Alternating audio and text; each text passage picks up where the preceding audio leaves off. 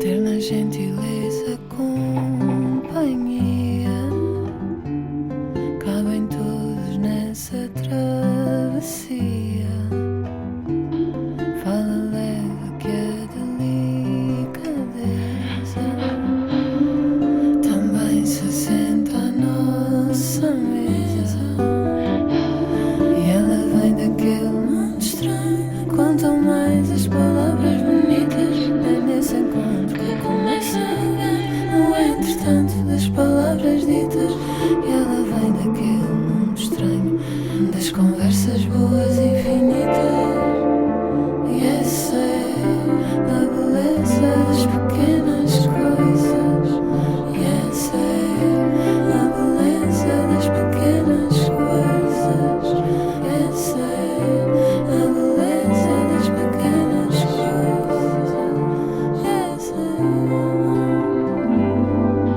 Uma conversa com Bernardo Mendonça.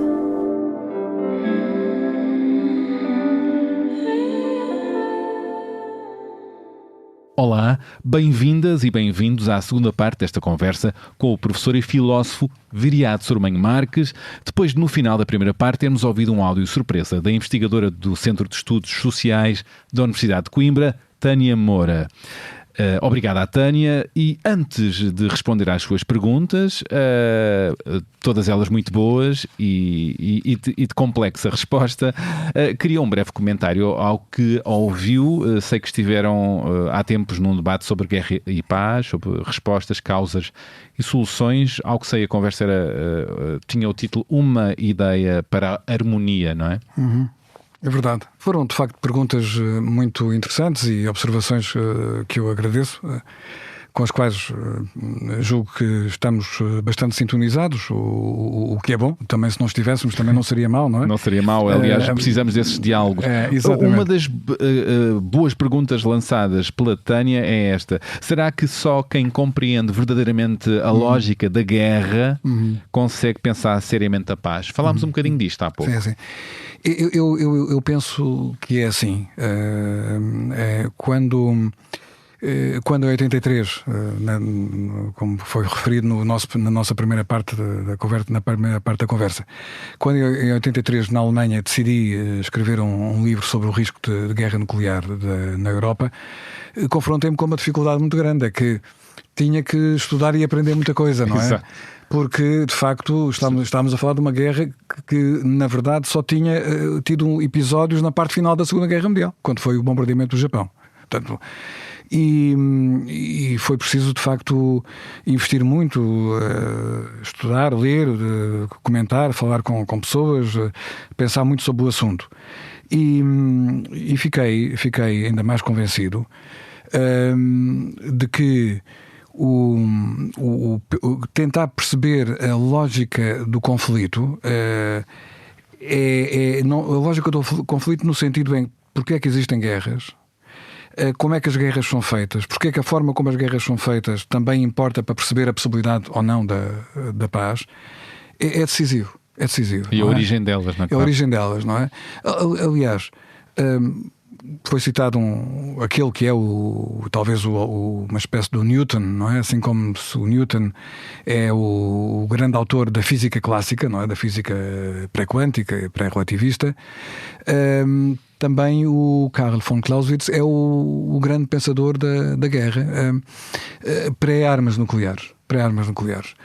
Embora, da minha leitura e releitura do Clausewitz, julgo que alguns dos aspectos que ele defendeu num tempo em que de facto não existia essa possibilidade da destruição muito assegurada, mas alguns aspectos da organização, da visão do conflito, a tese de que a guerra é uma forma de diálogo, ou seja, a guerra só tem sentido se existir um diálogo entre os inimigos, entre os combatentes, portanto eles têm que dialogar, porque senão a guerra torna-se não um conflito que tem um objetivo central, que é a vitória.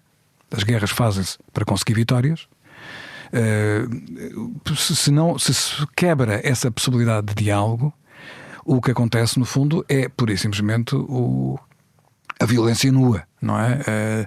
Aquela que não tem nenhum objetivo, seria, digamos, a tragédia de uma destruição nihilista, não é? Há Portanto, umas não é? Atualmente que parecem isso, há não umas, é? há umas que, Lembrei-me de Gaza, nomeadamente, exato. não é? Sim. Exato. Aliás, eu penso que no caso a desproporção é de tal Israel. maneira grande, não é? Quer dizer, entre um povo que está numa grande prisão, não é? E que é objeto a céu aberto. Não há uma guerra, não é? Por isso é que a expressão genocídio é corretíssima, não é? Visto que não há possibilidade de defesa, não é? Não há um equilíbrio de forças, não há. Mesmo que evidentemente há forças mais poderosas do que outras, mas não há possibilidade de ripostar, não é? Portanto, penso que a expressão de guerra não faz sentido. Eu julgo mesmo que dos autores contemporâneos que encontrei e que mais me ajudaram a perceber os caminhos para a paz são justamente aqueles autores que passaram por experiências de conflito, não é? Aprenderam, que aprenderam com isso. Estou a pensar, por exemplo, agora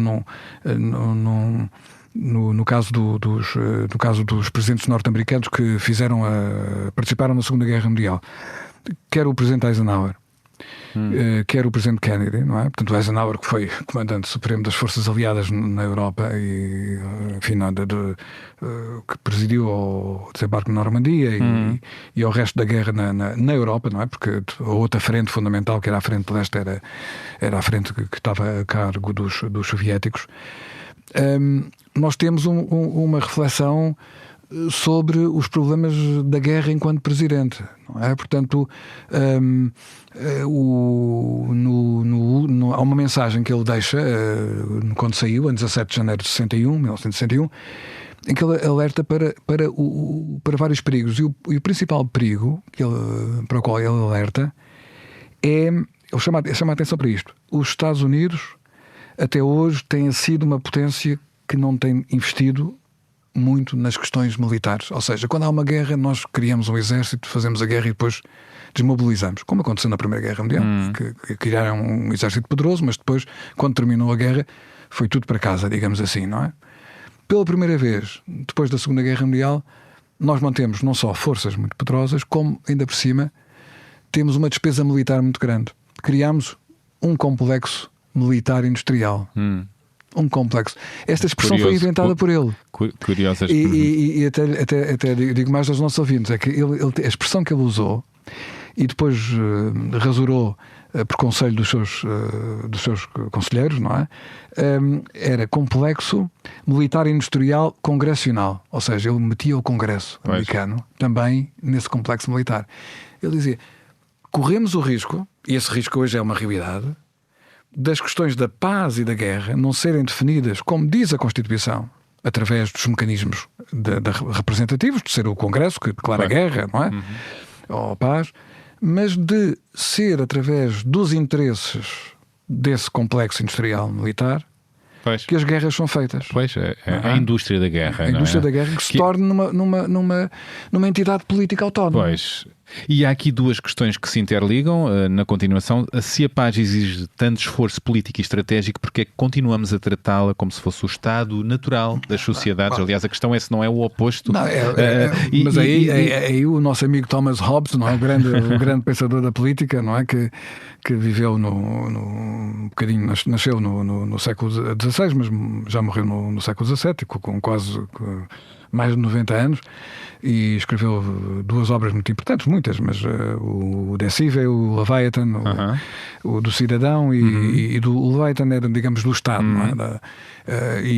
A tese dele era uma tese que ia contra a tradição filosófica, que de certa forma parte da possibilidade de um Estado natural pacífico entre os homens que depois se degrada, não é? Portanto, ele diz, não, para o Hobbes, o Estado natural, ou seja, o que é o Estado natural? É a existência de uma comunidade que não conhece ainda nenhuma instituição, que não conhece ainda leis, que não conhece ainda uma autoridade, um sistema de justiça, aquilo que nós chamamos o Estado. E não o é? Estado natural é é a guerra de todos contra todos. Lá está. Isso é que é o natural, não é? É o shell, o lado primitivo, não é?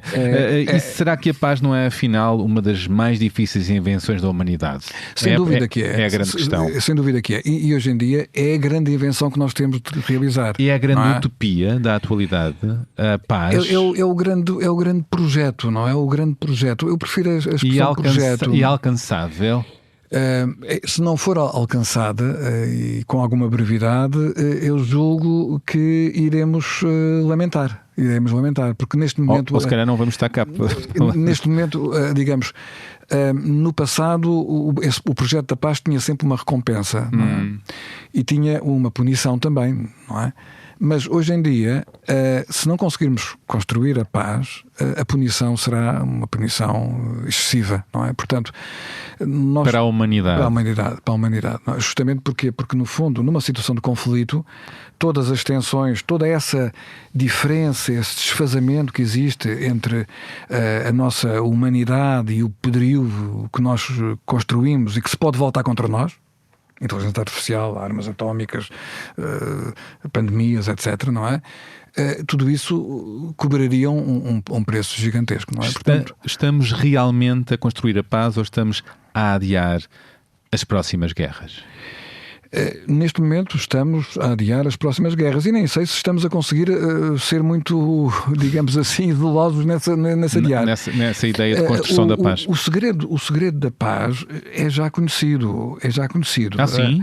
Vamos ter a grande revelação neste podcast? Não, o segredo da paz significa a capacidade de nós criarmos, à escala internacional, uma entidade semelhante àquela que existe nas sociedades e que chamamos o Estado. Ou seja, não se trata de um Estado mundial, porque os Estados não são cidadãos, não são indivíduos. Mas, quer a Sociedade das Nações, que foi criada logo a seguir à Primeira Guerra Mundial, quer as Nações Unidas, depois da Segunda, que ainda existe, eram, de facto, organizações internacionais que visavam justamente prevenir a guerra e que visavam criar estímulos para que o direito internacional fosse cumprido, para que não fosse necessário que os conflitos entre os países se resolvessem por via armada, não é? O problema central aqui é exatamente o problema semelhante àquele que existe dentro das sociedades, não é? Nós podemos ter uma Constituição que diz que todos os portugueses são iguais, mas há uns portugueses que são mais iguais do que os outros. Pois. E há uns portugueses que conseguem, por exemplo, viver numa situação de conflito com a justiça sem nunca serem punidos, digamos assim, não é? A não ser a opinião pública, digamos, não é? E o que acontece é que a grande traição no projeto que em grande parte partiu do empenho dos Estados Unidos em 45 e antes, não é? Que foi justamente as Nações Unidas. O presidente Roosevelt batalhou imenso para criar, digamos, as Nações Unidas.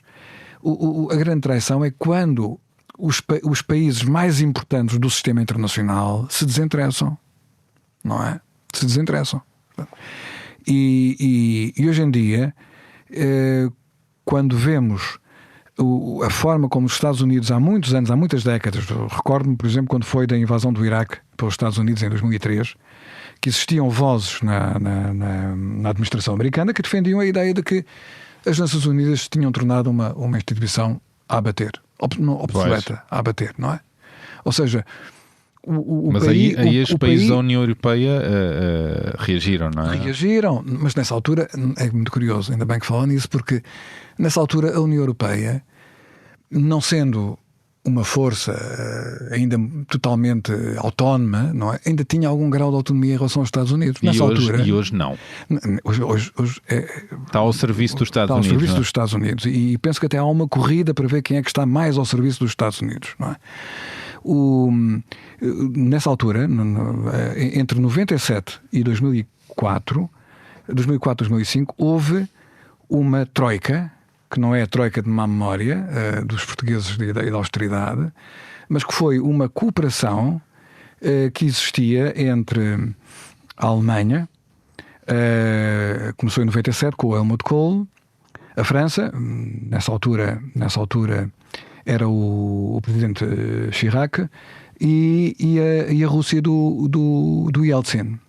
Depois transitou com Putin, o Putin também entrou nessa tríade, e em 14 de abril de 2003, em São Petersburgo, houve uma reunião dessa tríade. Nessa altura, portanto, era o Chirac pela França, o chanceler Schroeder pela Alemanha e o Putin pela Rússia.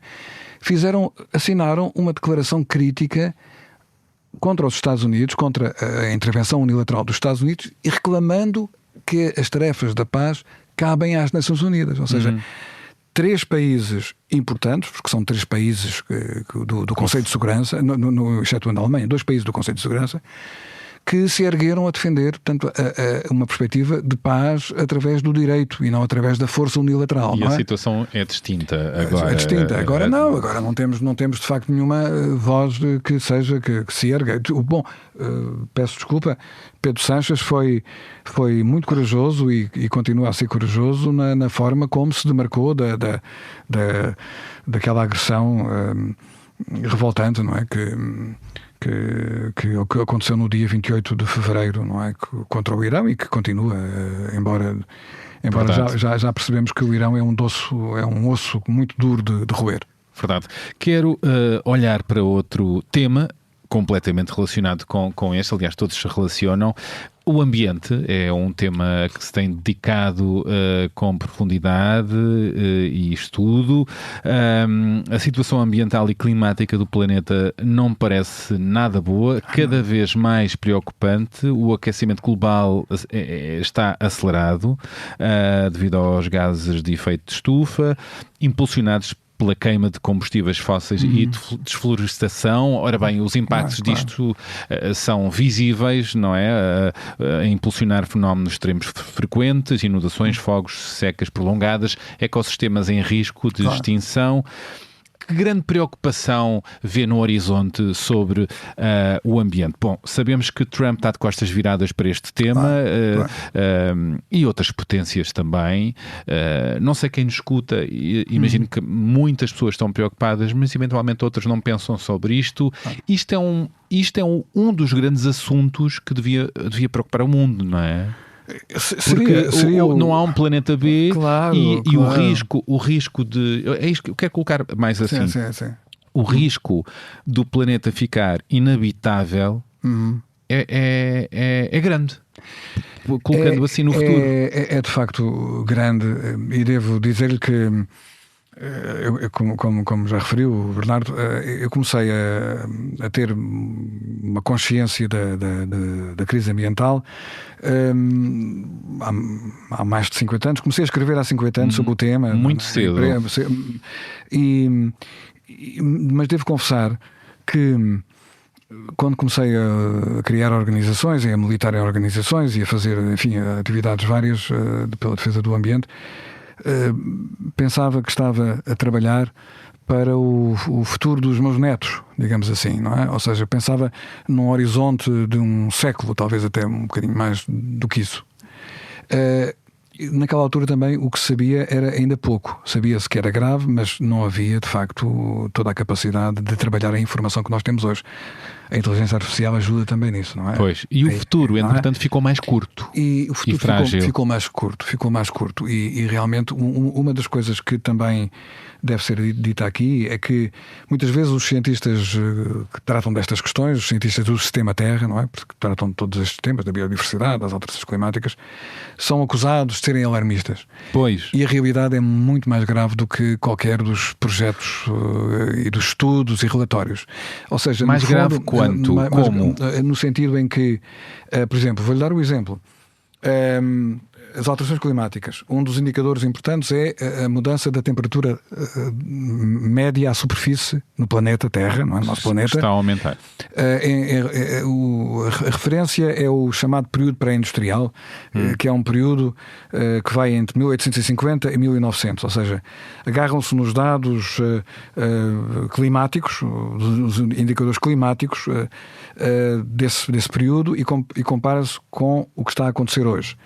E o que nós verificamos é que neste momento, ou seja, na década de 20, já atingimos em vários anos um aumento médio superior da temperatura em relação ao período pré-industrial de mais 1,5 graus centígrados.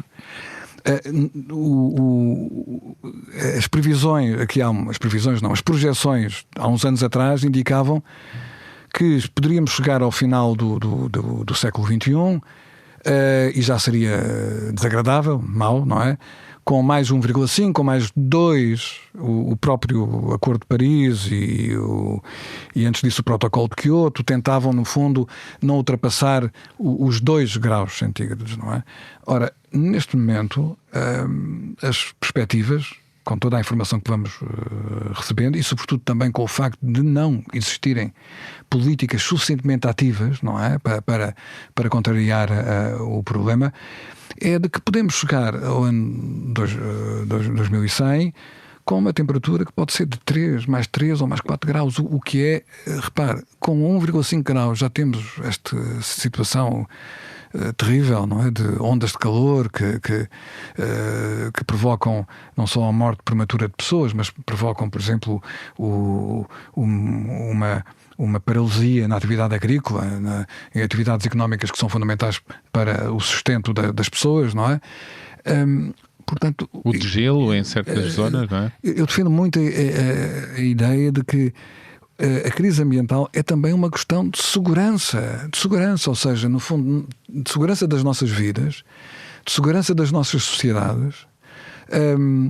Porquê? Porque, repare, o que é que será dos nossos direitos individuais, da nossa segurança individual e coletiva, numa situação em que o chão nos foge, não é? Ou seja, em que deixamos de poder contar com a agricultura, deixamos de contar com os recursos hídricos em condições, deixamos de contar, por exemplo, com a segurança dos transportes, não é? O que aconteceu na Alemanha com a onda de calor, que os Straßenbahn, os elétricos, as linhas em algumas cidades alemãs derreteram, não é? Derreteram. E agora, os fenómenos climáticos... Os rios estão secos, não é? O Danúbio está seco, a Hungria fechou, quer dizer, não se consegue fechar, não é? Mas, enfim, suspendeu a produção parcialmente da central nuclear que tinha, porque não tem água para arrefecer. Isto não pode haver uma coisa. A questão é esta. É inaceitável que alguém queira ser líder do mundo, como o Presidente Trump, e não ponha na sua agenda como número 1 este tema, não é? Pois, ele quer extrair. E é inaceitável que alguém que se reclame de uma sociedade esclarecida, civilizada, democrática, não coloque este tema na agenda e encha, digamos assim, a política pública e a agenda pública com a corrida aos armamentos, não é? É absolutamente inaceitável, não é? É que se o planeta colapsar, colapsamos todos. Claro. Não são as grandes potências que se salvam. E então, mas esta ideia falou-me do aumento da temperatura e de alguns impactos. É apenas um exemplo. De alguns impactos, mas podemos chegar a um cenário provável de boa parte do planeta estar inabitável ou imprópria para a vida humana?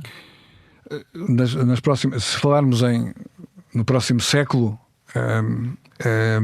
a expressão uma parte considerável, inabitável, penso que talvez faça sentido, mantendo-se tudo como está. No próximo século. Ou seja, mas não é, as coisas vão acontecendo por regiões, não é? Portanto, há um processo... E pode acelerar. Sim, e pode acelerar, e está a acelerar, não é? Há uma coisa que nas ciências do sistema Terra se teme muito, que é portanto, no fundo o sistema Terra está dividido em regiões que têm características ecológicas específicas. Por exemplo, a bacia do Amazonas é uma zona. Portanto, as correntes marítimas, a corrente do Golfo, por exemplo, não é, que faz parte do AMOC, que é uma corrente que atravessa o dorso da Terra, não é? Entre a América e a Europa. O permafrost, a zona do permafrost no Canadá e sobretudo na Sibéria. O Ártico é outro, digamos, subsistema extremamente importante. Ora bem, há a possibilidade de todos estes subsistemas do sistema Terra têm pontos de ruptura. Os estudos que estão a ser feitos há bastantes anos procuram identificar o chamado ponto de ruptura, tipping point, não é? O tipping point nós também, os ouvintes não podem ver. No fundo, imaginemos que temos aqui uma garrafa e que eu sacudo a garrafa ligeiramente. O que é que acontece? Acontece que a garrafa tende para o equilíbrio, não é? Mas se eu forçar muito, o que é que ela acontece? Ela cai, não é? Ela cai, se for de vidro, como é o caso aqui da nossa garrafa aqui do estúdio, até se pode partir, não é? Ora bem, os tipping points estão a acontecer mais depressa do que julgávamos. Por exemplo, o tipping point do Ártico já está praticamente em março, ou seja, durante o verão desaparece praticamente a maioria do gelo flutuante que existia no Ártico, não é? E na Antártida, que julgávamos que era muito estável, já começamos a ver a ruptura daquela grande camada que tem 2 km de espessura de gelo, que se tudo fosse derretido eram 60 metros de subida do nível do mar, não é? Bem, imagina o que é 60, não é? Imaginemos como é que será o impacto. Quer dizer, todo esse, vamos lá ver, se nada for feito, se isto continuarmos em piloto automático, digamos assim, este processo todo para se completar vai durar alguns séculos, mas para tornar a vida... Para se completar, quer dizer, para deixar de haver vida humana na Terra. Não, a vida humana... Eu julgo que estamos a falar... A vida humana como temos hoje, em que temos 8,3 mil milhões de pessoas, evidentemente que não será possível, não é? Será possível. Não será possível, evidentemente. Não é possível viver em 8,3 mil milhões de pessoas numa situação em que há um colapso da agricultura, em que as grandes cidades desaparecem, porque em qualquer civilização sofisticada, no momento em que entra em ruptura, a primeira coisa que desaparece são as grandes cidades. O Império Romano, quando caiu, Roma, que teve durante séculos mais de 1 milhão de habitantes, tornou-se uma aldeia. Chegou a ter 10 mil habitantes. E isso pode acontecer nos próximos séculos? Isso pode acontecer. O processo de reordenamento urbano e de erosão urbana pode acontecer já neste século, não é? No caso de haver um conflito, isso sim, claro. Mas pela ordem da destruição do ambiente pode acontecer. Sim, um século não é muito. Não, de facto não é muito, não é? Só que neste momento as coisas estão a acontecer a uma velocidade de décadas e de anos. E podemos ser ultrapassados até nessa ideia, nesse discurso, não é? Nesse discurso, não é? Portanto, por isso isto nós temos aqui um problema de competência, não é? Porque tradicionalmente os povos esperam serem liderados pelas pessoas mais capazes para enfrentar os problemas mais graves. Mas não está a acontecer isso. Mas não está a acontecer isto. Há muita estupidez no poder? Há muita estupidez também. As nossas democracias são muito imperfeitas. Nós deixámos, como eu disse há pouco, não é? Na primeira parte, nós deixámos que os nossos sistemas representativos fossem capturados pelos grandes interesses económicos, não é? Portanto, e por uma minoria que deixámos crescer desmesuradamente. Ou seja, a grande questão do neoliberalismo, do ultraliberalismo, foi justamente o de nos vender a ideia de que deixar o mercado à rédea solta, sem políticas públicas, era uma boa ideia. Não é uma boa ideia. Da mesma forma como não é uma boa ideia deixar um sistema político funcionar sem freios e sem limites. Por isso é que nós temos constituições e temos tribunais. Claro. Ou seja, tudo o que seja concentração de poder em excesso é um problema.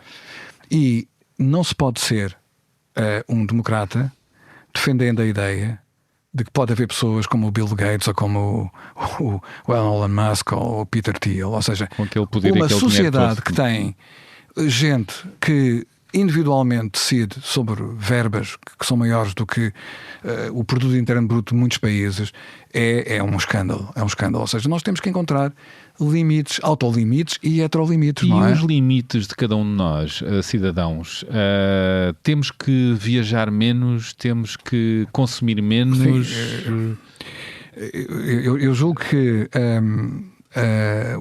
isso, se as coisas correrem bem, isso irá acontecer, não é? Mas Não acredito que isso aconteça através da soma de gestos individuais, ou seja, tem que haver aqui políticas, uma combinação entre pessoas que tenham consciência e que não se importem de dizer aos outros, não é? Que não se importem de ir às eleições a dizer assim: olha, meus amigos, afinal de contas nós temos que viajar menos de avião, temos que fazer isto, não é? Que não se importem, mesmo que não ganhem as eleições, não é? Comprar menos, gastar. Fazer. Há muita coisa que tem que ser desenvolvida, mas o desenvolvimento não significa necessariamente consumir energia, produzir lixo, não é? E resíduos de matérias-primas. Mas não é? o mundo move-se atualmente assim, não é? Sim, é verdade. Não, o movimento é esse. E essa é a raiz. Bernardo, se me permite partilhar consigo uma pergunta que há muito tempo me preocupa, que é: nós podemos e devemos denunciar o que corre mal nos sistemas políticos, nos sistemas económicos, criticar o neoliberalismo, com certeza, a cegueira das grandes fortunas que não conseguem perceber que este planeta também é delas, não é? E que, portanto, não viver num abrigo, algures numa gruta ou numa ilha distante não é vida para ninguém, não é? Podemos também criticar a falta de lucidez e a venalidade dos dirigentes políticos, mas eu acho que nós temos que recuar um bocadinho mais fundo e perceber porque é que nós demoramos tanto tempo a acordar para esta evidência. Agora é uma evidência porque nos entra pela casa dentro, não é? Quando nas cheias, nas tempestades, nas ondas de calor, nos grandes incêndios florestais, não é? Nós fomos pioneiros em Portugal em 2017 nos incêndios de sexta geração. Portanto, uns investigadores espanhóis escreveram sobre isso. Ou seja, incêndios que têm uma velocidade de expansão gigantesca, não é? Como aconteceu em 15 de outubro de 2017. Portanto, mas recuando à minha pergunta, a pergunta é esta: o que é que existe que nos faz e nos fez, de certa forma, não acordar mais cedo? E quando digo acordar, não é só os indivíduos, é sobretudo as políticas, não é? A academia. E mesmo assim... A academia, por exemplo, nós só sabemos medir bem a concentração do CO2 na atmosfera desde 1958. Muito recente. Muito recente, quer dizer, ou seja, construímos a bomba atómica, mas isso foi feito foi feito sobretudo por uma pessoa, o Charles David Keeling, ou seja, um homem muito teimoso, não é? Que conseguiu inventar a máquina que consegue medir isso, não é? E que dedicou toda a sua vida a essa causa. E a minha tese é de que nós estamos, de certa forma, anestesiados. Ou seja, ainda nós culturalmente, na Europa, nós criámos na Europa uma espécie de utopismo dispersivo em relação ao mundo. Ou seja, se nós analisarmos a forma como a modernidade se formou na Europa, primeiramente com o Renascimento, depois mais tarde com a Revolução Científica, as grandes descobertas, etc., não é? O que nós vemos é que há ali um entusiasmo e um otimismo, agora podemos usar a palavra otimismo, não é? Uma confiança na nossa capacidade de governar a Terra, não é? Que, de certa forma, tornou todos os danos que íamos encontrando no caminho, os acidentes de percurso, em baixas colaterais aceitáveis, não é? E de repente nós chegamos ao século XXI e percebemos que alguma coisa devíamos ter feito já para trás. Pois. Não é? Ou seja, por exemplo, mesmo nós estamos a falar da inteligência artificial, mas veja, nós inventámos há muito pouco tempo os plásticos e alguém tomou alguma precaução. Temos hoje oceanos de plásticos, não é? Nós começámos a usar o petróleo como combustível fóssil no século XIX e o carvão no século XVIII. Isso agora se percebe que tem que ser criar outras energias. Exatamente, só agora. Portanto, quer dizer, nós estamos, de certa forma, contaminados por uma utopia estrutural que a nossa cultura gerou, que nos alimenta, que nos engrandece, de certa forma, mas que tem uma sombra, que é uma sombra de provocar um adormecimento, uma falta de lucidez, uma falta de despertar, e que agora, no fundo, cobra o seu preço, não é? Por isso eu digo muitas vezes que estamos a criar uma sociedade distópica a partir da cegueira utópica. Pois. A partir da cegueira utópica, pois. ou seja, porque a utopia é um conceito muito valorizado. Nós falamos a utopia como uma coisa geralmente boa, mas as utopias são como vinhos de reserva, não é? Ou seja, eu posso ter 2 garrafas de bons vinhos de reserva. Se eu beber um cálice, é magnífico. Mas se eu quiser beber as 2 garrafas, alguma coisa de mal vai correr, não é? Vai. Não. E nós não bebemos as utopias com garrafas, nós bebemos do gargalo, não é? Portanto, e agora estamos mergulhados agora estamos a acordar, nas pipas. Estamos a acordar do pesadelo utópico que no fundo é uma distopia, não é? Pois, com grandes ressacas. Com grandes ressacas. Quero trazer aqui uma frase sua que acho que combina bem com isto, que é: deveríamos conduzir a nossa vida de forma a merecermos um Deus. Mas não merecemos, não estamos a merecê-lo, não é? Há pouco falámos... Isso é o meu esforço de teologia racional. Bem sei. Mas há pouco falámos do novo Deus, não é? Que é o Deus da IA, não é? Exatamente. Não estamos a merecer um Deus, não é? E que ideia é esta? Nós estamos... A ideia... É de merecer... A ideia fundamental é o seguinte, é que não é preciso ser nem teólogo nem filósofo para perceber que a ideia de Deus é uma ideia universal, ou seja, todas as culturas que nós conhecemos, atuais e extintas, tiveram de alguma forma a crença numa transcendência, numa coisa. Por isso é que há rituais funerários, não é? Antes de haver a escrita já havia rituais funerários, não é? E uma das interrogações, eu sou agnóstico como o Bernardo, não é? E os agnósticos têm uma vantagem sobre os crentes. É que os crentes julgam que já encontraram, não é? E nós andamos em busca... Não somos ateus, não é? Não somos ateus. Não. Andamos sempre a pensar nestas coisas, não é? Curiosos. E realmente, o Deus que valeria a pena seria um Deus que nós merecêssemos. Isso significa o quê? Que nós trabalhássemos para que ele pudesse de facto existir, não é? Pois é. É um Deus um pouco kantiano, devo começar, não é? Eu não sei se não é uma boa altura para lhe pedir para ler o texto de Nietzsche, que eu sei que considera fundamental para identificarmos a nossa época histórica, época esta que caracterizada, a seu ver, pela morte de Deus na sua forma superior de niilismo, não é? Exatamente. O Nietzsche é um grande autor, um autor muito maltratado, porque também foi muito popular, não é? E as coisas às vezes, quando são muito populares, também são maltratadas, não é? É um texto retirado de uma obra intitulada A Gaia Ciência, Die Fröhliche Wissenschaft, no alemão original, e é o parágrafo 125, chamado O Louco. O Louco. Bem a propósito. O Louco, exatamente. Esta obra saiu em 1882. É preciso partilhar aqui com os nossos ouvintes que Nietzsche foi um filósofo que teve uma vida muito curta, uma vida intelectual muito curta. Ele teve uma síncope com 44 anos e viveu mais uns anos, mas sem qualquer possibilidade num estado vegetativo, digamos assim. E tem obras que são publicadas, no fundo não teve sequer,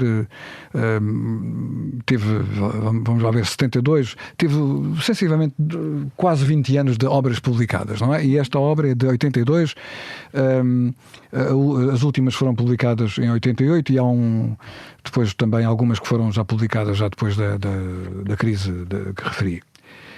E diz assim, portanto, o que ele vai fazer aqui, a apresentação que ele faz aqui, porque esta introdução que eu estou a fazer agora ajuda a perceber, ele vai, nesta figura do louco, vai simbolizar uma situação dramática que seria alguém que viesse comunicar à sociedade do seu tempo que Deus tinha morrido.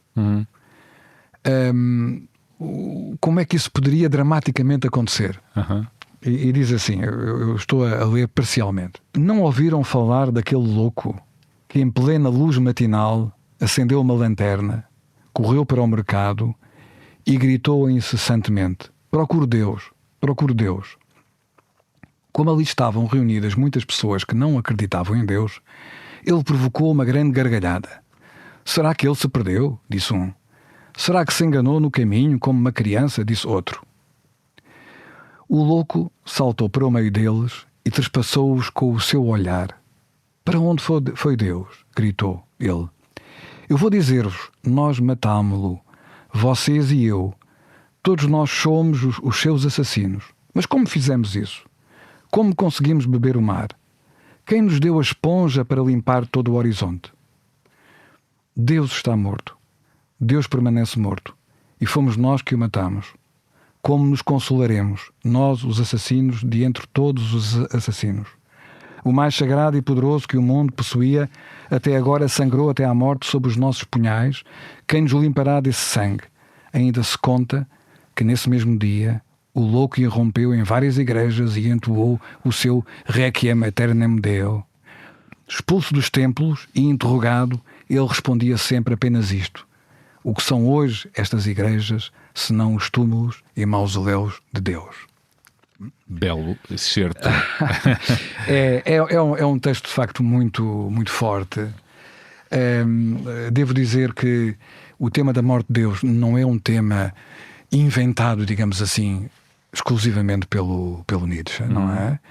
Nós temos há digamos, duas origens, ou dois elementos importantes. Há, no final do século XVIII, um debate acerca do kantismo, acerca do Kant, e acerca do facto do Kant, na Crítica da Razão Pura, ter demonstrado que não existe qualquer possibilidade de demonstração racional da existência de Deus. Ou seja, que o acesso a Deus não é um acesso argumentativo, racional. É um acesso que tem a ver com outras questões, tem a ver depois com o estatuto moral de Deus, como postulado da razão prática. E isto causou uma enorme... Porque toda a teologia tem as provas das demonstrações, a prova ontológica e outras provas da existência de Deus. E isto causou, de facto, um grande sobressalto em alguns autores. E é aqui que nasce o termo de niilismo, não é? A ideia de que, então, se Deus não pode ser provado, o que existe é o nada. A ideia de que sem Deus desaparece o tal sol, o tal fundamento, e fica o nada, não é? O vazio. Essa é uma das fontes. Outra fonte é de facto o Dostoiévski. O Dostoiévski, sim.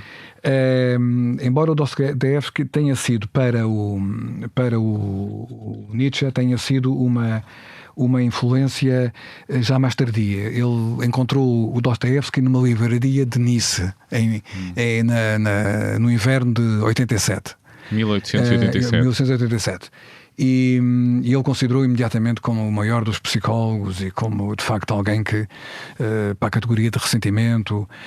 Mas o Dostoiévski também tem uma reflexão sobre Deus, e tem nos Irmãos Karamazov também. Não sabemos se ele terá lido ou não, talvez não. Mas seja como for, estava no espírito. Ele viu no Dostoiévski um irmão, não é? Um irmão. E depois também há outras fontes germânicas que também foram de facto importantes, mas ninguém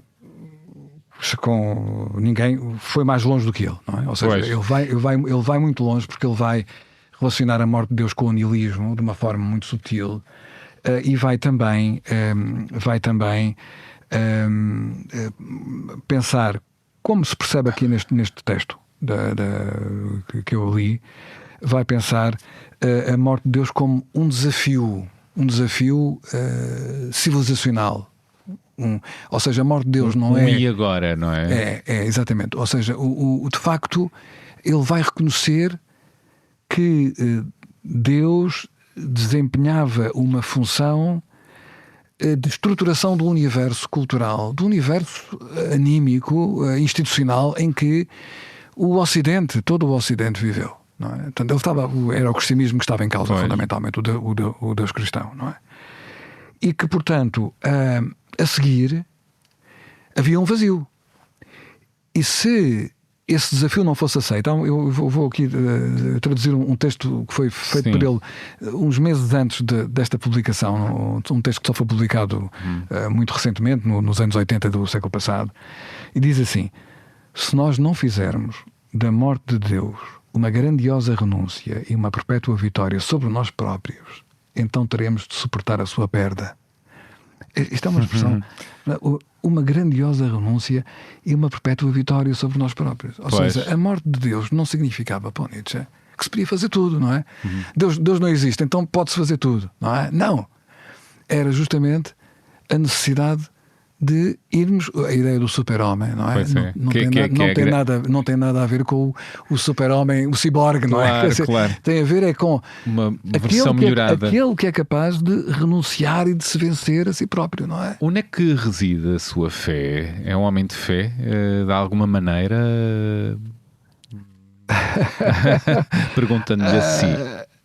A minha fé, se calhar a minha fé terá a ver com aquela frase que há bocadinho diz, ou seja, de certa forma devemos comportar-nos não como se Deus existisse por termos medo dele, mas como se, de alguma forma, pudéssemos ser parte de uma causalidade que levasse à sua existência, não é? Aqui temos que ser quânticos, não é? Ou seja, a questão da sequência do espaço da causalidade, não é? Nós sabemos que há causas finais, portanto a causalidade aparentemente vem sempre de trás no tempo para a frente, mas parece que existem coisas que vêm da frente para trás, não é? De certa forma, não é? Portanto, seria um bocadinho nessa ambiguidade da causalidade. Mas não, fundamentalmente, o importante, penso eu, é a aceitação da nossa condição de mortalidade. Eu tenho muitas críticas a fazer e acho que é de ridículo os milhões e milhões, os milhares de milhões de dólares que se gastam em pesquisas que visam prolongar a vida. Não é melhorar a saúde humana, é prolongar a vida humana de forma digamos assim, obstinada, não é? Uma obstinação em busca de quase imortalidade, não é? Em busca de viver 150 anos, quando no fundo também aquilo que nós somos tem a ver com o facto de sermos mortais, não é? O Nietzsche, curiosamente, tem um texto de juventude, foi publicado depois mais tarde, em que ele diz que, no fundo, o Deus inveja o ser humano, porque Deus só consegue criar coisas mais pequenas do que ele, inferiores a ele. E nós conseguimos criar coisas que são maiores que nós.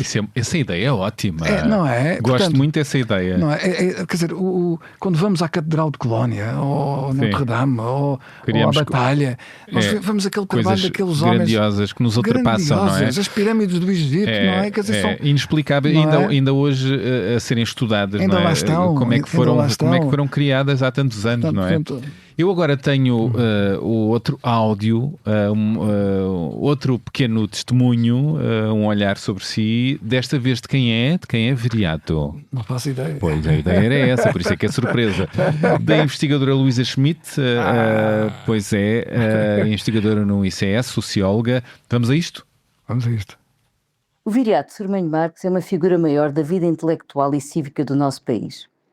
Ele tem marcado a história da nossa democracia com o contributo do seu exemplo como cidadão no sentido mais integral do termo, pela responsabilidade cívica que sempre assumiu enquanto professor e pensador, como intelectual militante pela cultura, pela ciência, pela ética, pela cidadania, pelos valores humanos e ambientais.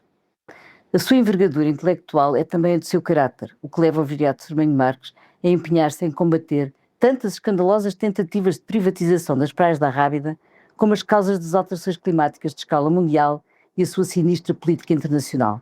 Ou seja, a intervir com a sua lucidez e coragem, tanto à escala do pequeno mundo português, como à do planeta e à da humanidade à sua escala global, sempre com a mesma irrepreensível retidão de caráter. Não é fácil sintetizar todas as dimensões e valências de alguém com uma cultura tão vasta e profunda e ao mesmo tempo tão sensível, tão humano e tão amigo. E aqui entra a nota pessoal. Viriato é um amigo e companheiro de trabalhos desde há vários anos. Foi pelo interesse das questões ambientais que nos conhecemos. Estava eu a dar os primeiros passos do jornalismo ambiental no Expresso, no início dos anos 1990, E ele já era um veterano nestas áreas, com corajosos antecedentes de militância ambiental, com profundo trabalho intelectual e pedagógico e com vários livros publicados que ainda hoje são referência, como é o caso do Regressar à Terra, Consciência Ecológica e Política de Ambiente e O Futuro Frágil, os desafios da crise global do ambiente, entre outros. A partir daí temos-nos cruzado sempre, no Conselho Nacional de Ambiente e Desenvolvimento Sustentável, onde fizemos pareceres conjuntos, em conferências nacionais e internacionais, em viagens de trabalho, do Funchal a Joanesburgo, passando pela Dinamarca, Paris e várias ilhas de Cabo Verde, e claro, na academia. Ambos fundámos o Programa Doutoral em Alterações Climáticas e Políticas de Desenvolvimento Sustentável, no qual partilhámos e partilhamos coordenações, ensino, orientações, júris e, sobretudo, a experiência feliz de um projeto académico de grande sucesso pedagógico e alcance internacional. E na base de tudo isto partilhamos a amizade. O Viriato sabe ser um amigo generoso, firme e leal, sem nunca deixar que as amizades verguem dele as convicções. E também nos cruzamos no humor, que entre nós sempre tempera os prognósticos mais pessimistas que se adivinham em muitos dos seus lúcidos textos, seja sobre política nacional, seja política internacional. E as coisas não estão para menos. E agora a pergunta. A Casa Comum da Humanidade, que ajudaste a criar, é uma iniciativa importante que traz esperança e implica proatividade à escala internacional. Quais os passos determinantes e urgentes para avançar com este processo que já conta com 2 anos de existência? Pois é, acabamos de ouvir a socióloga e investigadora do ICS, a Luísa Schmidt, que tem assinado ao longo dos anos no Expresso, especialista em ambiente. Bom, vocês já se conhecem há muitos anos, neste olhar sobre a causa ambiental. Bom, eu começo se calhar pelo menos evidente, só para também desarrumar aqui a conversa. O humor. Começo pelo humor. É verdade que o humor tempera os prognósticos mais pessimistas. É uma boa arma para si, para enfrentar as contrariedades e dificuldades da vida. Dá bom ambiente. Sim, usando o trocadilho, se dá bom ambiente. Eu julgo que a Luísa Schmidt tem Obrigado, Luísa. Um humor mais refinado do que eu.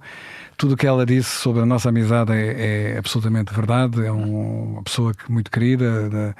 Já passámos, enfim, por muitas coisas juntos e estamos, algumas coisas até de apoio mútuo em situações daquelas de perdas, não é? De familiares e sobretudo grandes lutas juntos. E fiquei muito enternecido por tê-la aqui e muito as coisas que ela disse sobre mim eu poderia dizer sobre ela. Ah, sim? O que é que o faz rir? O humor, agrada-lhe o humor? O humor é essencial para, de certa forma, colmatarmos às vezes a nossa ignorância, não é? Portanto, e sobretudo e a nossa também, mortalidade. E a nossa não é? mortalidade, exatamente. E é uma... O humor também é uma libertação de energia, não é? É uma forma, quando é tão bom rir. É tão bom não nos levarmos demasiado a sério, não é? Porque não só é aborrecido, como é ridículo. É ridículo.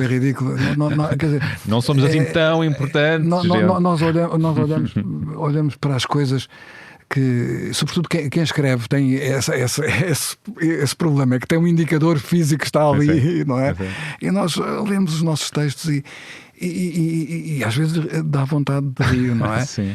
Não estamos a torçar de nós, não é? O que estamos a dizer é que, enfim, a nossa finitude é isto mesmo, não é? A nossa incapacidade de... O mundo é do Goethe, não é? É do Fausto do Goethe, uma das falas, não é? Em que se diz que o mundo da vida é verde, não é? Portanto, só o mundo da vida é que é verde, só a árvore da vida é que é verde. A árvore da teoria é cinzenta. Pois. Mesmo das teorias mais subtis, não é? Portanto, sim. E por vezes também, voltando à Luísa, nós estivemos em várias conferências internacionais, Ora, estou a pensar, por exemplo, estivemos em Joanesburgo em 2002 e às vezes estávamos horas e horas a ver os chefes de Estado a falarem sobre as questões do ambiente. Às vezes grandes secas, grandes secas e coisas de gente. Tinham que se hidratar num bar perto, não é? Coisas que contrariavam completamente a política dos governos. Vamos à questão da Luísa. A Luísa fala da Associação Casa Comum da Humanidade, que ajudou a criar, julgo na Universidade do Porto. Exato. E que é uma rede internacional com cientistas e juristas de todo o mundo. Aliás, vamos começar por aí. O que é a Casa Comum da Humanidade? Foi criada em 2018, pelo que sei. Exato. Pelo Paulo Magalhães, não é? A Casa Comum da Humanidade começa na cabeça do Paulo Magalhães, ou seja, é um exemplo de uma ideia extraordinária que começou, já lá vão mais de 20 anos, foi por volta de 2002, 2003, que por causa de um problema de condomínio, umas despesas de condomínio, o Paulo, que é jurista, ao investigar as razões porque é que teria que pagar uns milhares de euros por uma despesa de condomínio, elevador, num sítio que estava completamente fora daquela zona onde a sua fração se situava. Sim.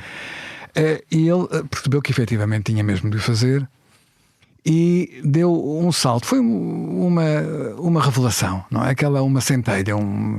E subitamente, ele, que é um homem preocupado com o ambiente, nós estivemos os dois na Quercus, o qual presidiu o Viriato. Eu presidi a Quercus. E ele muitas vezes participámos em reuniões em conjunto e fizemos amizade nessa altura. Isto já foi depois dessa fase. E ele começa a trabalhar, partilha comigo essa ideia, publica em 2007 um livro onde explica essa ideia. Eu fui convidado e tive a honra de fazer o prefácio desse livro. E o Paulo é uma pessoa de uma energia positiva extraordinária, uma pessoa lutadora, admirável. E ele fez desta ideia a sua opção de vida, não é? No fundo, a vida dele, neste momento, é trabalhar para esta questão. E conseguiu, com reuniões que ele próprio organizou, atrair alguns dos cientistas mais importantes do mundo para a ideia da Casa Comum, nomeadamente um querido amigo que já faleceu, o Will Stephan, que foi um dos líderes de uma corrente mundial de cientistas do sistema Terra, que tem um trabalho absolutamente notável na questão, por exemplo, do antropoceno e nas políticas. Ele nasceu nos Estados Unidos, mas era australiano e faleceu com um cancro em 23 em janeiro, prematuramente. Tinha tanta coisa para nos dar. Mas aqui a questão da Casa Comum da Humanidade é o conceito de condomínio da Terra, não é? É uma proposta de governação global dos recursos naturais para funcionar junto da ONU. Exatamente. Por aí, não é? E o que é que falta? É a pergunta da Luísa. O que é que falta, ou quais são os próximos passos para estes objetivos concretizarem, avançarem, desenvolverem? Sim. Ainda falta muito, mas devo dizer-lhe, Bernardo, eu conheci a ideia quando ela estava na cabeça do Paulo. E neste momento esta ideia é uma ideia que já se discute a nível internacional. Atualmente o Viriato é presidente da Assembleia Geral da ONG Casa Comum da Humanidade. Exatamente. Mas nas reuniões internacionais em que nós estamos presentes e nos grupos de trabalho e tudo isso, nós temos contributos de gente de todo o mundo e é uma força, nas Nações Unidas já se discute este assunto. Está-se agora a falar na necessidade de rever a Carta das Nações Unidas e este assunto aparece também lá, não é? Portanto, mas a ideia para os nossos ouvintes que é fundamental é esta, que o nosso direito internacional é completamente cego para o ambiente. Ou seja, o direito internacional olha para o planeta como se fossem um conjunto, como se fosse uma manta de retalhos, em que cada retalho é um país. O nosso direito internacional é um direito soberanista, não é? No fundo, nós olhamos para um mapa mundo e político e vemos cores, vemos uma mescla de cores, não é? Ora, o planeta real em que a gente vive, do qual nós nos alimentamos, de onde vem a água, é só um, e é de facto uma confusão, um fluxo de energia e de matéria que funciona através dos fluxos da atmosfera, dos fluxos da água, não é? A matéria e a energia circulam por ali. E nós não temos um direito que esteja minimamente capaz de salvaguardar o bem comum, que, por exemplo, é o clima. Não é? O clima é um predicado emergente do funcionamento desse sistema, não é? É a proposta de criarmos um duplo direito ao nível das relações internacionais e do direito internacional. O que é que quer dizer com isto? É uma analogia, da mesma forma como nós, quando habitamos um condomínio, temos um direito privado sobre a nossa fração. Ninguém nos pode dizer como é que vamos mobilar as cores, etc. Há regras mínimas, não se pode fazer barulho por certas horas, mas temos uma soberania total sobre o nosso espaço. Mas depois temos uma soberania partilhada para o resto. Não é? As tais obras comuns, o sistema hidráulico, os elevadores, as escadas, o solo em cima do qual o prédio está implantado. Imensas coisas que a maior parte das pessoas, os telhados, para não comprometer o planeta e os outros, não é? E todos nós temos de colaborar. Ora bem, o nosso planeta é um condomínio em que não existe uma associação de condóminos, e em que os condóminos mais fortes podem ocupar as escadas, utilizar os elevadores, danificar os bens comuns e às vezes até entram pelo território. Os verdadeiros terroristas, não é? Na verdade, do condomínio.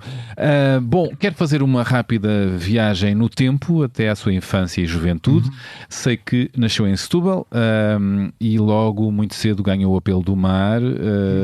Sei que nadou longas distâncias, não é? O mar foi uma das suas primeiras paixões, mas foi na escalada da montanha onde, ao que sei, se superou mais, verdade? Sim, a escalada da montanha, enfim, não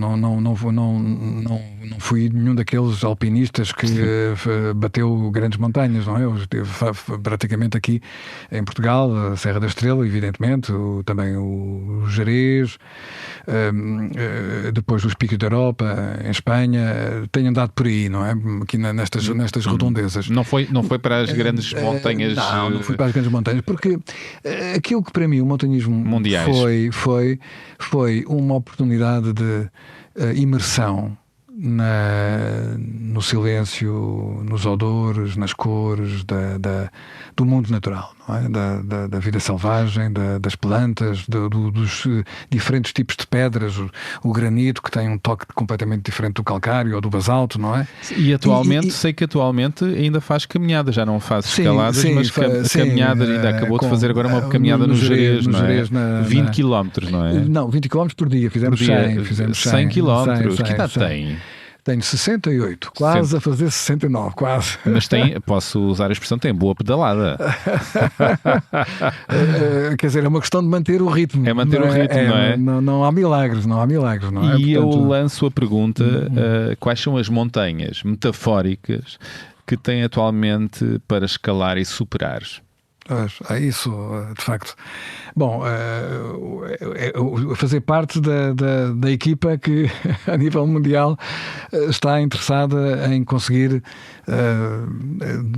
ganhar mais tempo para que possamos conquistar, digamos assim, uma margem de manobra para que a esperança de que nós estamos condenados, a esperança de que é possível ultrapassarmos os nossos limites e sermos capazes de cooperar uns com os outros, aquilo que eu falo muito na cooperação compulsória, ou seja, nós imaginemos que estamos num navio que está a naufragar, não é? Uma espécie de Titanic. Pois.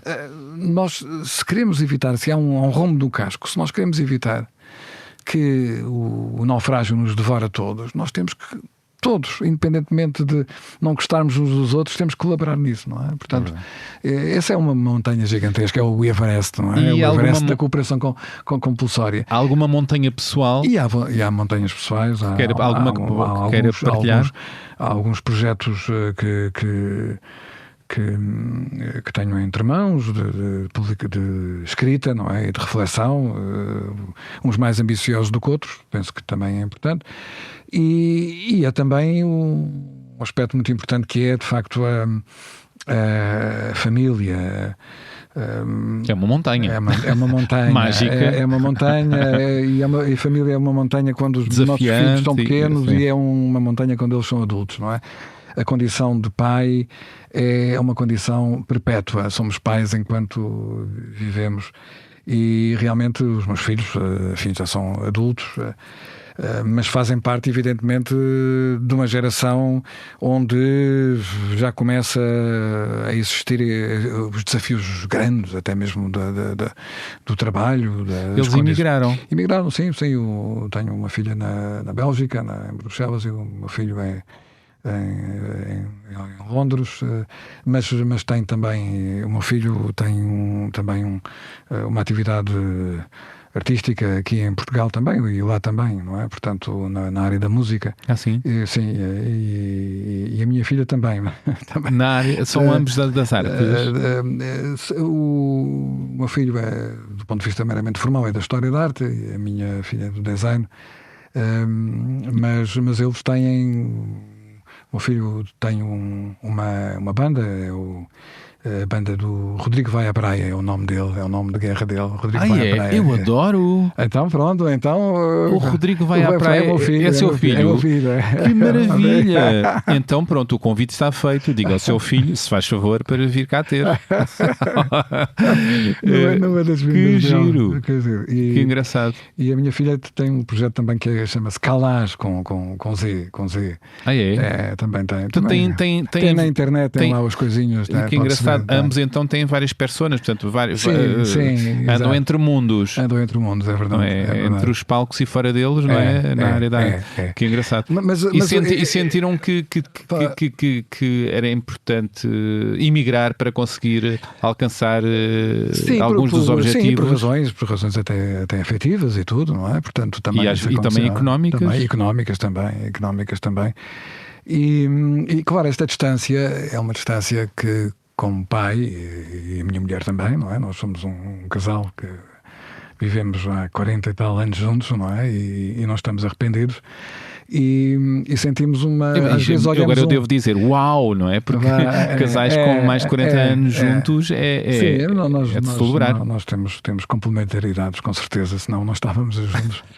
e neste momento partilhamos assim uma espécie de alegria amarga, quer dizer, por um lado sentimos que eles estão a seguir o caminho deles, mas ao mesmo tempo gostávamos de os ter mais perto, não é? Gostávamos e de vez em quando lá vamos ter com eles. Estiveram recentemente com eles. Estivemos todos reunidos em Londres. Tivemos uma semaninha. Algum instante que queira partilhar dessa semana em conjunto? Sim, o Rodrigo fez anos no dia 14 e a minha mulher faz anos no dia 18. Portanto, estivemos duas vezes juntos, até com outros amigos também. O Rodrigo cantou? Por acaso não. Por acaso não cantou. Mas ele está neste momento também a organizar um grupo em Inglaterra. Está também a trabalhar com duas músicas inglesas e são duas criaturas de quem nós gostamos bastante. Que maravilha, boa. Nem de propósito vou pedir para dar música à nossa conversa. Que músicas é que traz para aqui? Não vamos poder ouvi-las por razões de direitos de autor e das plataformas, mas músicas que o acompanham e que quer trazer para aqui. São 4, penso que é o protocolo, digamos assim. Uma que me segue há muito tempo, do Sérgio Godinho, A Noite Passada, do álbum Pré-Histórias. Adoro. Que é de facto, eu acho que é da música lírica, digamos assim. O Sérgio Godinho é um poeta. É um poeta, não é? É um hino ao amor, de uma subtileza, de uma... enfim... acho que não tem paralelo, não é? No género, não é? Portanto, há de uma imaginação, não me canso de ouvir. Depois tinha aqui de outros domínios músicas que eu ouço muitas vezes, eu consigo trabalhar com música, não com a noite passada, não é? Mas com música sinfónica, música. Eu consigo trabalhar com coro, não é? Portanto, no caso de um dos casos que está aqui também há uma versão com coro, não é? Que é o do Samuel Barber, o Adágio para cordas do Opus 11, que foi produzido, foi elaborado por ele em 36, e que é de uma beleza extraordinária. Portanto, penso que é uma... Sentimos ali o filósofo Arthur Schopenhauer, que tinha, digamos, dois conceitos fundamentais, que era o mundo era vontade e representação, não é? Portanto, havia a essência do mundo era a vontade, e a representação era, digamos, aquilo que permitia, por exemplo, nós, o Bernardo e eu, somos parte da representação, somos criaturas, ou seja, nós temos vontade, mas somos fragmentos da vontade, não é? Ele dizia, toda a arte é representativa, a escultura, ele dizia, mas a música não. A música tem a capacidade de pôr a vontade nua, ou seja, a essência aparece, está lá, revela-se, não é? Portanto, é um bocadinho neste género, ou seja, evoca sentimentos muito íntimos de sensibilidade, de tristeza, enfim. Depois, uma outra do mesmo, que também vai nessa linha que se pode ouvir enquanto se trabalha, enquanto se estuda. Keith Jarrett, não é? O Keith Jarrett, o Concerto de Colónia, que foi para mim eu ouvi-o, não foi na altura, ouvi-o para aí em 78 e fiquei muito deslumbrado. Parece, os especialistas dizem que ele tinha um piano que não era muito bom. Bom, se ele fez aquilo com um piano que não era muito bom. Sim. E depois o Mahler, o Gustav Mahler, o Adagietto da Sinfonia número 5, que foi escrito em 1901, 1902, e que dizem os biógrafos que é fundamentalmente tudo aquilo que ali está é um hino à alma. Mahler, a sua mulher mais jovem, 20 anos, com quem ele teve uma relação que depois, enfim, terminou. Maravilha. Não tem a sugestão do Rodrigo Vai à Praia? Não tem não sugeriu, não é? Porque me parecia não. Mas eu sugiro, ouçam o Rodrigo. Foi uma revelação, eu não sabia, não. Ou se soube, já me tinha esquecido. Nunca falámos nisso. E portanto, que engraçado. E já estamos perto do final da nossa conversa. Queria perguntar-lhe quais são os grandes fantasmas e inquietações hoje suas. Eu acho que a vida humana e as vidas vivem entre luz e sombra, não é? E há sempre... há umas constantes, outras que vão surgindo à medida da vida e das épocas em que estamos a passar. Atualmente, que inquietações o visitam? Bem, eu julgo que nós nestas quase 2 horas não falámos de outra coisa senão das suas pessoais. Nós somos... pessoais. Bom, sem dúvida que sinto o tempo, não é? Sinto o tempo não apenas naquilo que ele me deu, mas também naquilo que ele tirou, não é? O tempo é um ácido, não é? Vai causando erosão, não é? E tenho a preocupação de, por um lado, resistir, não no sentido da negação, mas no sentido de não facilitar esse trabalho, não é? Mas ao mesmo tempo de aceitar, não é? De aceitar, quer dizer, ou seja, eu julgo que há um colega meu mais velho, o padre Joaquim Cerqueira Gonçalves, que foi meu professor de Filosofia Medieval, uma pessoa de quem gosto muito e que tem agora uma idade avançada e tem estado com problemas de saúde, que escreveu um livro que era o Elogio da Vida e da Morte, não é? É um franciscano, não é? O Elogio da Vida e da Morte, não é? Portanto, a vida e a morte são 2 faces da mesma realidade e não se pode gostar de uma e detestar a outra, não é? Portanto, o sentido que nós procuramos na vida só ocorre na medida em que nós percebemos que temos um tempo limitado, não é? Isso preocupa-me, mas preocupa-me mais nos outros, ou seja, preocupa-me mais na minha família, não é? Nos meus amigos. Eu tenho estado, o tempo passa, ainda há pouco tempo, em 24, perdemos um dos amigos do grupo de montanismo, não é? Do nosso grupo, que estava numa fase, tinha-se aposentado e tinha imensos planos de fazer coisas e de fazermos coisas em conjunto, e foi levado para um cancro que o levou em 5 meses, não é? Portanto, passou da situação de uma pessoa que estava a conversar como nós estamos aqui para a morte, não é? E depois preocupa-me muito também o nosso país, não é? Preocupa-me muito Portugal. Eu acho que nós estamos a viver numa fase perigosa, porque vivemos numa falsa leveza, não é? Uma falsa leveza. Vivemos numa falsa leveza no país? No país, ou seja, nós, na medida em que temos todos aqueles problemas que referimos no nosso debate de segurança, de paz, o risco do conflito, de sermos envolvidos num conflito, eu não vejo os responsáveis políticos, os órgãos políticos muito preocupados ou a discutir a questão da guerra, a questão do que fazer para evitar a guerra, do que fazer diplomaticamente. Não, as pessoas estão conformadas. Nós neste momento não temos política externa, não é? A política externa é a política dos outros, não é? Portanto, a nossa política de defesa é a política da NATO e a política externa é a política da Comissão Europeia.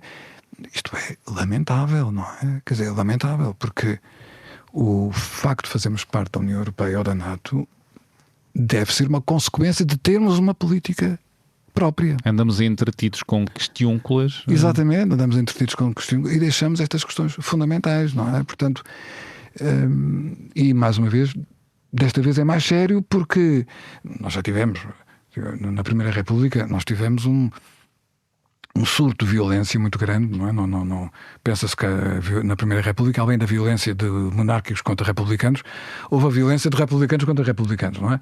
E havia também os belicistas. Nós entramos na guerra na Flandres. Nós, desde que a guerra começou, em 14, que combatemos os alemães em África, porque eles estavam a atacar Angola e Moçambique, que eram colónias nossas. Mas não havia uma declaração de guerra. Era uma guerra naqueles territórios.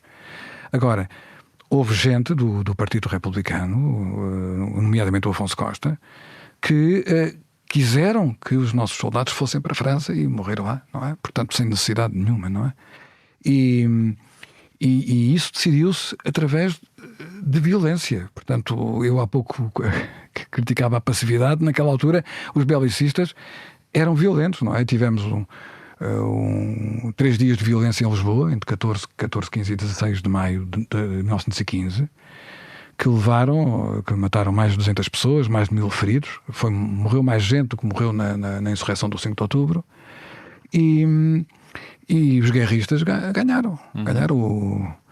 O governo do Pimenta de Castro demitiu-se, não é? Portanto, o Presidente da República demitiu-se e a partir daí, digamos, o país foi encaminhado para a guerra na frente europeia, sem necessidade nenhuma. Aliás, a República, de certa forma, pagou um preço que foi a sua extinção, porque esse esforço de guerra depois conduziu ao enfraquecimento do regime, agravado depois com a pneumónica. O futuro do país preocupa, não é? Preocupa-me muito. Porque, repara, nós estamos tão dependentes, mesmo sempre, imaginemos que a questão da guerra não ocorre, mas a União Europeia, o que é que vai ser da União Europeia? A União Europeia neste momento não tem qualquer espécie de objetivo, não é? Aquele objetivo que tinha, ser o líder. Não tem tática. Não tem táticas, talvez tenha. Estratégia é que não tem, não estratégia. É? Pois, não é? Portanto, e sobretudo não tem articulação entre tática e estratégia, porque se não tem estratégia não pode ter tática para a estratégia que não tem, não é? Sim. E de facto a única coisa que une neste momento é aquela coisa da guerra, é aquela coisa de preparar para que em 2030 tenhamos. Portanto, é uma coisa de facto. E as ameaças do extremismo, não é? Também por cá, não é? Sim, e claro. Populismos, lá está, terminamos como começámos. São sucedâneos. Não é a desinformação. São sucedâneos, não é?